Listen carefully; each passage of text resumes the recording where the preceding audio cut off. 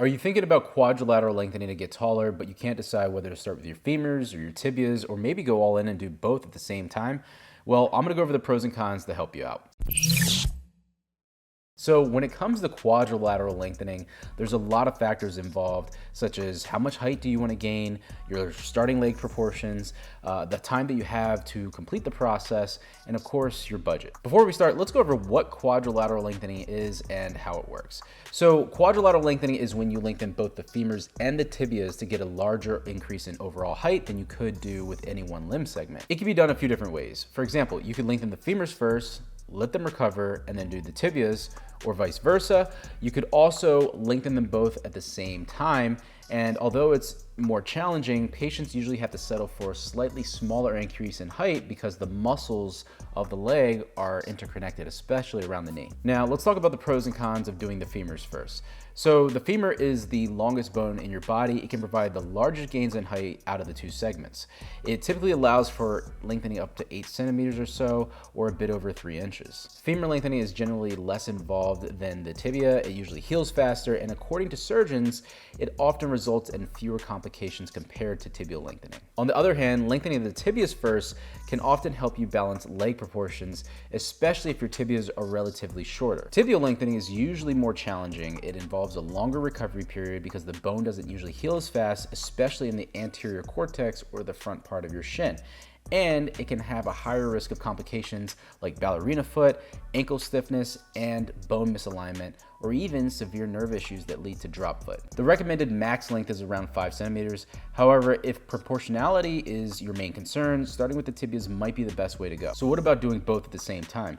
Well, lengthening both your femurs and your tibias can lead to a greater overall height gain in a shorter period, but you gotta weigh the risks and the benefits. The lengthening process is gonna be more challenging, more intensive, and the recovery can take even longer, and there's gonna be a bigger upfront financial investment. However, if you're dead set on achieving maximum height gain in the shortest time frame possible, and you're prepared for the rigorous journey, do your research, because some clinics actually offer a 2-for-1 discount, making it a little bit more affordable than if you did them individually with no future plans to finish the other one. Now let's go over some of the factors that can affect quadrilateral lengthening besides the amount of length and proportions, which we already discussed. Time. So how much time do you have for this process? Quadrilateral lengthening is no small commitment, okay? If you have only 6 months to finish this process, you're gonna probably wanna focus on one limb segment, because doing the femurs and the tibias simultaneously is very intensive.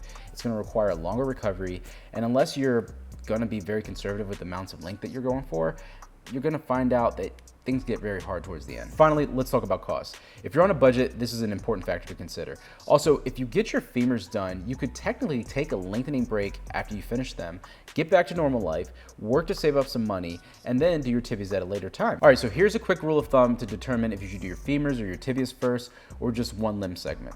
So if your lengthening goal is over 8 centimeters, you want the most bang for your buck, and you have longer than 3 to 6 months to recover, then you should probably consider doing your femurs first. But if you're in no rush to achieve your max height gain, and you're okay with a modest gain of, let's say, 2 inches or so, and want a lesser impact on your biomechanics for things like squatting, then doing the tibias first makes sense. Now, if your lengthening goals are 8 to 10 centimeters or so, and you're willing to play limb lengthening on hard mode, then you can consider doing them both at the same time.